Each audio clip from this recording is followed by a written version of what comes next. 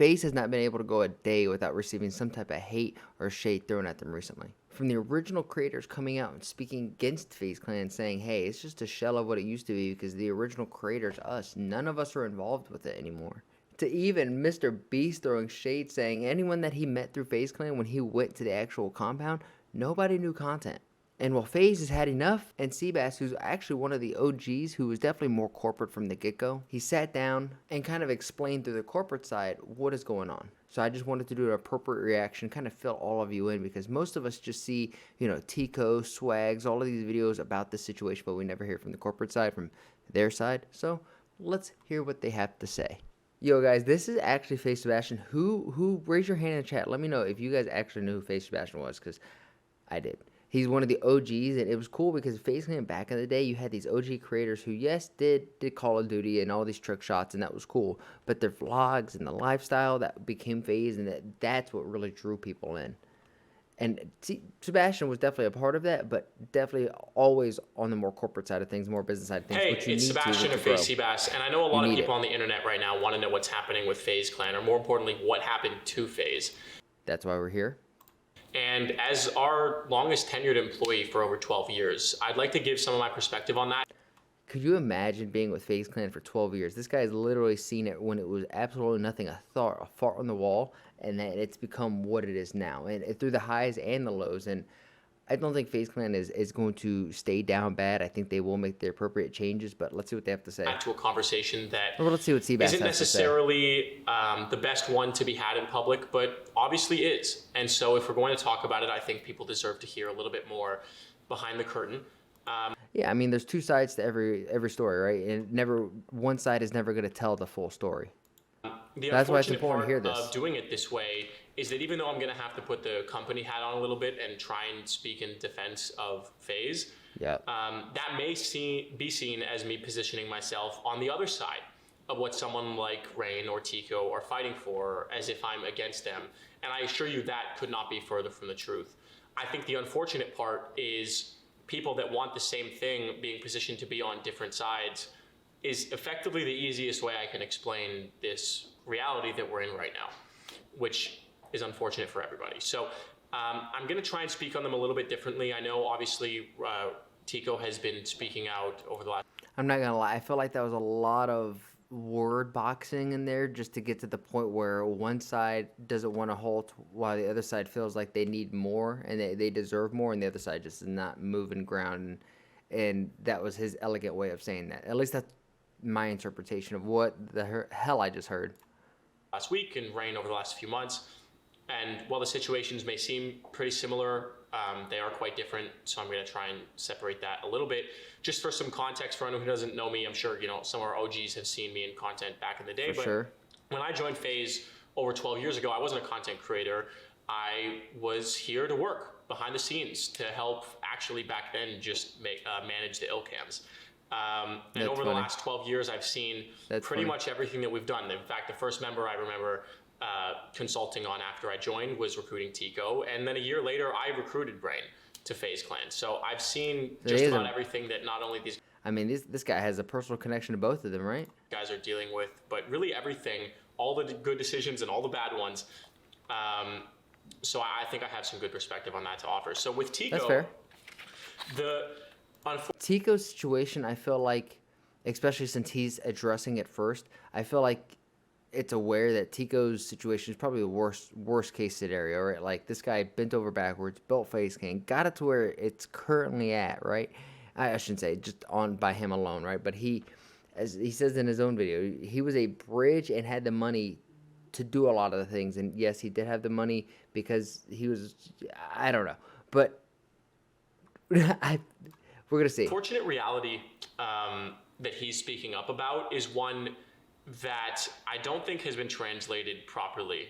So I'd like to get some things on the record, as I just did very clearly first. I 100% agree with him morally and ethically that he should have been compensated more for his historical contributions to FaZe Clan than he has been over the last 12 years. 12 and I'm years. sure there are conversations that I haven't been a part of where he's been disrespected or been put in the room with someone who doesn't understand, see, or appreciate his value, and he doesn't deserve that. And I know firsthand how much of the personal weight this last few years of trying to resolve these problems has bared down on him. I've dealt with a lot of the same things it's boiled myself. over to this. We're actually dealing with closer situations than he even may realize. This just feels like one of these things once more when FaZe Clan got so big that it grew beyond its britches and they had to get these investors and more money and like venture capital in. As soon as you start doing that, you start bringing in corporate suits, and as soon as you start bringing in corporate suits, you lose control of exactly what you want to do because their money's tied to it, and they're going to want to have a say on how they get the return on investment. And for like Teek's situation, and Sebastian's saying it, like he knows that he probably should have got paid more. And if you guys aren't aware, Tico got an 80-20 contract where basically got 80% of whatever he made, and obviously that's just a predatory contract. But and continue on. And I know how hard that is emotionally. And I'm with him. I'm with him 100%. That's cool to hear. And I want nothing but him to feel that his life's work has been rewarded and awarded accordingly. That said, I do want to give some perspective as to how we even got here with him, and understanding that I do think we, speaking on behalf of FaZe Clan, have been able to give Tico a successful, viable career. I think that's what I was kind of stumbling on my my words a little bit ago, because Tico has such a massive audience, and he built it off the back of FaZe. So FaZe and Tico have to go hand in hand, right? And I think that's where Tico's frustration is because he agrees with that, and he doesn't want to like push FaZe away or discredit FaZe in any way. But it's just the level of compensation for the amount of work and growth is just not adequate. And within any world, right? It doesn't even have to be in gaming. It could be in your job. My girlfriend's dealing with this. She's the best employee in her office, but it's never the best employee that gets paid the most. It's the ones who are closest to the wallets who are going to get the pay raise. It's the ones who kind of kiss ass to the bosses. They play the game and they drink the corporate Kool-Aid. And I think that's just kind of the unfortunate truth that Tico might have been one of the hardest workers in FaZe, but apparently he was not buddy-buddy or buddy-buddy enough, or maybe not drinking enough Kool-Aid to get those promotions, to get the contracts that he honestly deserves.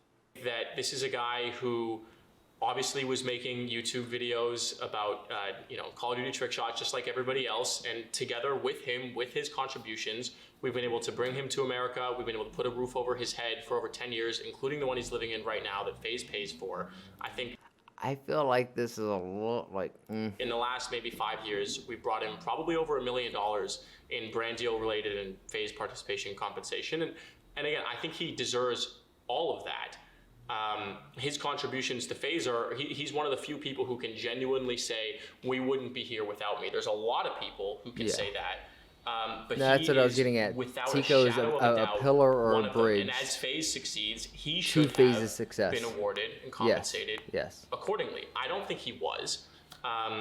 That's fair. Maybe 6 or so years ago, after the success of the FaZe House in New York. But this is the issue. When you start talking to people, starting to really become a worldwide recognized in corporate thing, like this, you're like, damn. There was a decision that was made to start turning the brand into. This guy is a human, right? This guy knows what he's talking about. Seabass, I mean, he's one of the FaZe guys. He knows what he's talking about.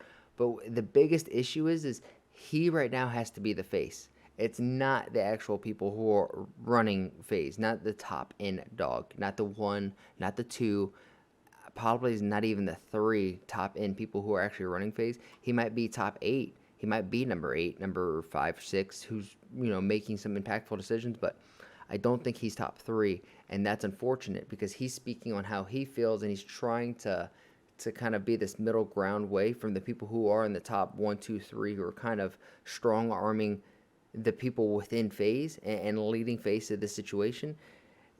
I mean, no one's going to say it, but Seabass putting himself out there like this, it's brave, and he's going to take a lot of shit. Some deserving, because he's a part of the FaZe corporate side of things, but a lot of it's going to be undeserved, and he's doing his best to defend his friends and just show light on a situation without throwing anybody under the rug, without being disrespectful. I mean, this is as if I had a homie and I was in this situation, and even though it was personal, I would appreciate the way Sebastian portraying the situation. I would appreciate it drastically. I would appreciate it very much. To a business, and that included, some of the OGs sitting aside with someone else who came into the picture, who obviously used to work here, that may have not had everybody's best intentions at heart, and it was split into a pie, and some people got something and some people didn't. Jacob is one of the people. This is what we were talking about, split into the pie earlier. Like, as soon as you bring venture capital in, all they see is that business as a slice of pie, and the more their money goes in, the more of that pie they get. That means the less pie that you get, which is the less say, less power in the company, and the less pie that the actual FaZe members want to get. The people who made it FaZe, it becomes lifeless. They starve, they become lifeless, and FaZe is where it's at now. It's just the husk of its former self. Myself, Rug, Adapt, many others, 50 to 100 others who contributed to FaZe in 6 years before that weren't part of that. It's impossible to be put in that situation. I was like, what in the world is going on back there? Especially over the next 6 years, as it turns into, at one point, a company worth $1 billion that his almost $1 billion piece of is very small. And there are people... That's an unfortunate reality, but this is once more we're getting at. His piece was very small. There's no say. Venture capital comes in, it takes the day. Coming in as those older shares have continued to be diluted and making way for new investors that aren't contributing, not what he did, aren't contributing really anything. People who don't have our best intentions at heart, people who actually screwed us over, that are now getting more than he ever did. It's impossible to be put in that situation and not feel the way you feel about FaZe Clan. But like I said, as an amigo, I understand Tico could be super upset with the situation, and deservingly so. And his buddy, somebody who recruited him within FaZe Clan, is the one who have to come to FaZe and defend FaZe. I hope that these two can have a healthy relationship, because the way Sebastian's handling himself right now, just talking about his friend without throwing any shade under the bus, just talking about the realities. I mean, once more, I know I've already said this, but I respect that very much. And this guy is super brave, Sebastian Seabass. He's super brave for doing this. He's going to get a lot of hate, like some of it justified, a lot of it not, but he's doing a very good job of being respectful. I do know from working enough in our building and around the industry that when you are met with somebody who, taking that emotion and putting it to the side and just focusing on the facts, when you are met with somebody who is not needing to worry about putting a roof over their head or providing for their family, or where the next where their next bill is going to come, or where their next check is going to come from to pay for their bills, and they're making hundreds of thousands of dollars a year pursuing their passion, and we're providing them and empowering them the foundation to do that, and they're staring you in the face, a genuine, honest worker who just loves what FaZe is doing and wanted to help out with your marketing degree, and you're being told, fuck you, this isn't enough, I need more, or I'm not XYZ. That's not a tenable situation for anybody. No, it's just a toxic work environment. And unfortunately, there have been a lot of those microcosms playing out. A road, there's a fork in the road, and the wrong one is chosen for 6-10 years, right? FaZe Clan has been in that kind of toxic environment for how long? I mean, we all understand, like, going into a workplace that sucks, but then having a boss that comes and tells you, hey, I need more from you, you're not doing enough, and if you don't, all of this X, Y, and Z, like, holy shit. No wonder it's in the ground. Right, that happens. When you meet people online, you create a brand, you don't necessarily split it up in the right way, and there's other interests, and you give people the ability to come into your brand and make a business for themselves, and this is what I was getting at. About that leads towards you retreating right when we don't show up every day. And I'll be the first to say, while I do come to work for FaZe every day, I wouldn't necessarily say that all of our OGs have been that involved over the last few years. And when we retreat, because they go away, this is the issue. It's because of this toxic work environment. Who is going to stay?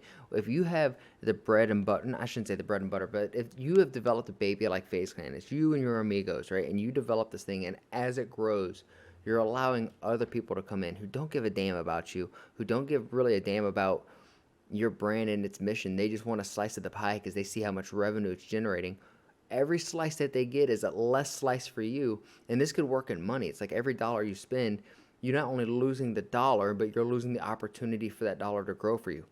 every time a slice of this pie comes out of FaZe Clan, not only do the original members lose control of their actual brand of what they want to do with it, but then they lose future opportunities that could come down the road because now there's no more room left in them because it's just been diversified. Everyone's had a share and a slice of the pie. It's been diluted so much so that your slice of the pie is no better than the guy next to you, right? And the guy next to you is just some Joe Schmuck who just came in like me, who just invested a few $100s when FaZe went public, right? I would love to have worked with FaZe. I would love to bend over backwards and work for FaZe. I still would. Or Esports Atlanta, which does Atlanta FaZe. I would still love to work with them. But that's not, I should not have the same amount of, let's say and seniority as the freaking people who come in and who have been here for the past 12 years. I mean, sheesh. It allows for other people to come in and make their own decisions. And unfortunately, that's almost always going to end you up in a position like this where people who want the same thing, which is employees that are fans of FaZe, work here for that reason and want nothing more than it to succeed, are sticking their hand out to someone like Tico and Rain saying, let's work together. But the view on the other side is you screwed me over. Why would I work with you? And I understand both sides. Unfortunately think that this is going to be like a time heals all wound kind of situation. It's going to be bittersweet or bitter, and then it'll turn sweet once, time heals, people's emotions simmer down, feelings that are hurt are allowed to heal. That's what happened with me when I lost the gyms the way that I did. Like this situation hits home for me because very similar to how I got into a franchised fitness center. I had 10% of it, and then it was like 10% of what? It was a very expensive, hard life lesson that I'm thankful that I went through. I learned a lot from it, but it sucks to see other people go through this, and especially in gaming, something that I love. I'm a nerd, I'm a dork, I'm all of that, and I just hate seeing, that this happens. And unfortunately, it doesn't matter what environment you're in. This is just human nature showing, Conversation and not from Seabass or Tico. Behind the camera. And we've certainly tried over the last few years. Obviously, I can't speak to every room that they may have been in where it's possible somebody was being far more disrespectful and far more brazen than I would ever care to be about this. But I do know for a fact that I may not be able to speak for every single person who's ever worked here, but the majority of the people that I work with at FaZe are our biggest fans. And these are the people we're actually hurting right now by this playing out in public. The people that really care. The fans that are sitting at home that saw that we created a career out of our passion and are now able to do that without the thought of the weight of the world and the real world. We're living here on this slice of the internet. Those people who have that dream, who want to do the same thing that we did, they're seeing us fight. They're seeing everybody just throw their shots at FaZe. Not the good actors, not the bad actors, but just all lumping it together. And I think that's more of my issue with, to separate it now to more with Norton. And that's been more of the issue with obviously trying to deal with him over the last few years is, look, if you've ever watched a FaZe Rain video, the guy's passionate. And I wouldn't necessarily say that working relationship from his side has been approached with the spirit of, respect and common decency. I do have to say, Sebastian, you're doing a elegant job of being very respectful in a situation where you feel like, you have the ability to throw somebody under the bus, but you're not. Good for you. But I also don't blame him because he's been really, really fucked over by a lot of people. Not even just within this slice of the internet, just in life. And I feel for him. I've tried many times. Even I wouldn't say my relationship with Norton right now is on good terms, which sucks because this is a guy that I've known for literally 12 years. This guy, I remember when I was in university, there was a couple months. I hope it's working for me. I wouldn't mind working for Sebastian or for FaZe. I would love, Sebastian, if you ever see this, you need an assistant, you need somebody, hit me up. I would be glad just to have a conversation and just pow with you because I'm picking up what you're putting down, and I can appreciate how empathetic you are to your friend's situation, even though you're still on the other end. And business is business, and that doesn't mean it has to be greedy and it doesn't have to be slimy, but sometimes you just have to lay down the facts, and the facts can be rough sometimes. Months I was I was paying for stuff and money wasn't coming in, so I was struggling to make rent, and he paid for my rent for months. Wow. No, I've never talked about, like, that's the kind of guy that this guy is.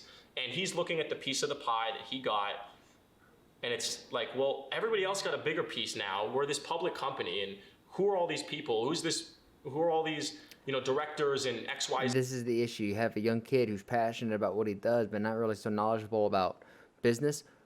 You start letting venture capital come in. Less slice of the pie. You only have a small slice of the pie, and all of a sudden, the majority of this big, weird group of people over there, now they have a majority of the pie, and you're like, yo, I kind of want to do this. And they're like, nah, we got the pie. We have the keys. That don't have our interest at heart.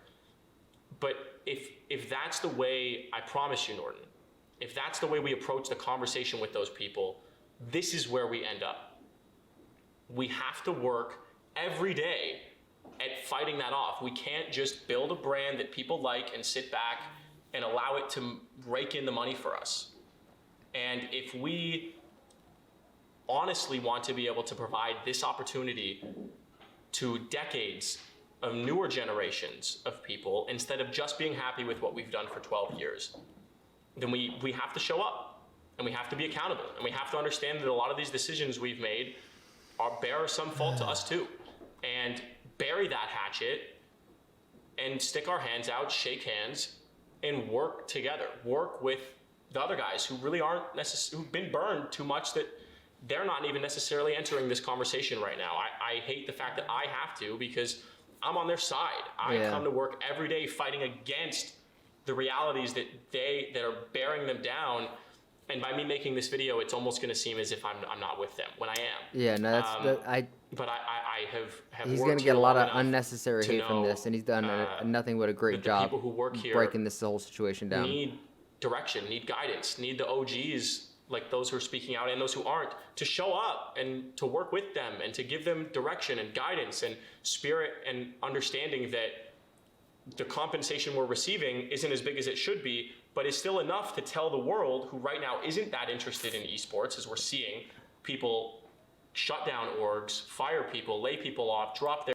Wow, Los Angeles Gorillas just getting shade and hit out of... Like, they must all be sneezing over there. Like, who the fuck is talking about us right now? Their teams. We can't present a narrative to them that, regardless of who's got what slice, if we're telling them this isn't enough, and this isn't enough for us to make it work in esports, they're not interested. I get the focus on esports. Like, if I put my money on it, I think in the next 5 years, esports is going to rival, Major League Gaming, or not Major League Gaming, Major League Basketball, football, hockey, all of that. I think gaming is going to hit that popularity, hit that mainstream touch. But I don't know if, like, for organizations, if esports should be the focus, right? I think having an esport almost should be like the luxury of the organization, of having a great content team, creating great content that provides some kind of benefit to the community, whether it be funny, educational, whatever, and then have that fund the esports team and understand that you're probably going to lose money with it. Follow the moist critical fucking theory. Shit. They're going into esports, but they're doing it knowing that they're going to lose money, and they're doing it with a smile on their face. These guys are doing the same thing, but they do not have a smile on their face. No. This thing that we have here won't continue to the next generation. And that's what I want. That's what I care about. So to anybody out there in the public who can at least understand that, I appreciate you, and thank you for hearing me out. Even those who've been speaking on it, like I know Nate was talking about this on his stream the other day, and I don't think any of that was meant to be negative. This is a guy who understands the scope. And Nate just understands business, and he's probably been burnt through this, and Nate probably can draw a very distinct line on what is, like just La La Land with these creators of needing more, and then what is the brick side of the fucking business, you know what I'm saying? FaZe wins, the industry wins, and vice versa. Yeah. Big business doesn't want us to have what we deserve. They want us to have nothing. And the fight is one that happens every day with us showing up and being accountable for it. So hopefully we can all find a way to work together. I think when we talk about wanting to work together, that's really what the spirit of that is understanding that, good things come to obviously and there has those to be, like a little bit of give and take on both ends, right? In that conversation. I know that conversation is playing out in public right now, which sucks. It hurts not the bad actors. It doesn't hurt the people who fucked us over. They don't care about us either way. It hurts people that are watching this that have a dream like we did, and were able to turn it into something sustainable and thought that they might be able to do it too. And if their source of inspiration is now attacking each other instead of working together to address the problem, nobody's going to win, and this won't be around as long as we all thought it was going to be, and that isn't something that I'm ever willing to accept. So it means throwing my hat into this public ring when I don't, ever. It means even extending a branch not only to these guys, but to really anybody in our industry who would like to talk to me more about it. I'm happy to do so. This is a matter of gravity that frankly needs more discussion, even if it means being the one to stick my neck out there. And trust me, I've been fucked over by this game a lot more times than I care to admit. But how do you not have nothing but respect for this guy, especially after all of this? Like, focusing on the future generations. I mean, to me, that's the most important thing. Our lives, at least for me, like, I want my life to be predicated on trying to make those around me happier, feel better about themselves, and push themselves to be better individuals and better people, and so that the next generation, the next kids, can grow up and strive to do the same thing. And man, I might even get a little emotional here with fucking Sebastian. Like, I think he understands this, and I think he's a dude who kind of wants to have fun with his friends and wants to create cool content and see FaZe Clan grow, because he's one of the reasons FaZe Clan's even here, and to see it attacking itself and tearing itself down. It's just like, you either die a hero or you live long enough to become a villain, and unfortunately FaZe Clan is becoming a villain right now, and I hope that it can go through its like villain arc to get to its anti-hero arc and come out the other side of this and bounce back, because I definitely think it can. But this is where we're going to wrap it up. If you guys would, go ahead, like, share, and subscribe. If you are picking up what I am putting down, if you guys like the energy I'm putting out this, share with your friends. Once we get this channel to 500 subscribers, I'm going to be doing a giveaway. And for sharing it with your friends and your mom, if she's hot enough, I want to give you guys a picture of Annie. She is my buddy. She is my pal. She is my sweet little girl who happens to be the mascot of this channel. And challenge you guys, make somebody laugh today, and I'll catch you guys in the next one. Peace. Are you going to go back up top? Yep, nope, not in my house.